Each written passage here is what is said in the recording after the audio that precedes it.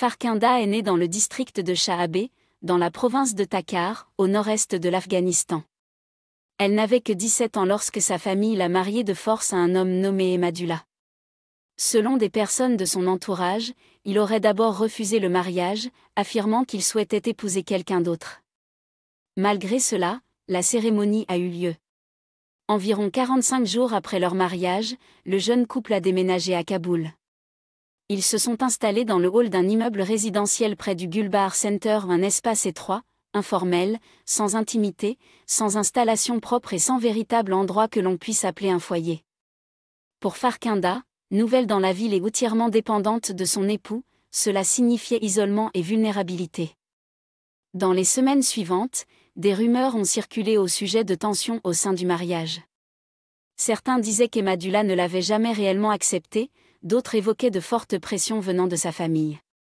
Personne ne savait exactement comment se déroulait la vie quotidienne dans ce hall étouffant, mais plusieurs voisins ont plus tard parlé de disputes et de troubles. Le vendredi soir 14 novembre 2025, les choses ont mal tourné. Ce qui s'est exactement passé reste flou.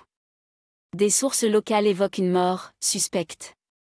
Certains habitants ont signalé avoir entendu des bruits avant l'incident, d'autres se souviennent que Farkhunda n'a plus été vue vivante après. La cause du décès n'a jamais été établie, aucun médecin n'a examiné le corps et aucun rapport officiel n'existe.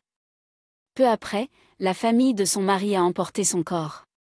Sans informer ses parents et sans l'accord de sa propre famille, Farkhunda a été enterré en silence. Aucune autopsie, aucune analyse médico-légale, aucun contrôle médical, rien qui aurait pu apporter des éclaircissements sur ce qui lui est arrivé. Sa famille n'a appris que plus tard que leur fille avait déjà été enterrée. Les autorités talibanes à Kaboul n'ont, jusqu'à présent, pas réagi à l'affaire. Aucune enquête n'a été annoncée et aucune déclaration n'a été faite. Pourquoi une jeune fille en bonne santé meurt soudainement, pourquoi son corps a été enterré à la hâte et pourquoi aucune enquête n'a été autorisée restent des questions sans réponse. Merci d'avoir regardé cette vidéo et d'aider à constituer une grande base de données d'histoire sur les crimes d'honneur. Abonnez-vous à notre chaîne, Crimes d'honneur, sur YouTube.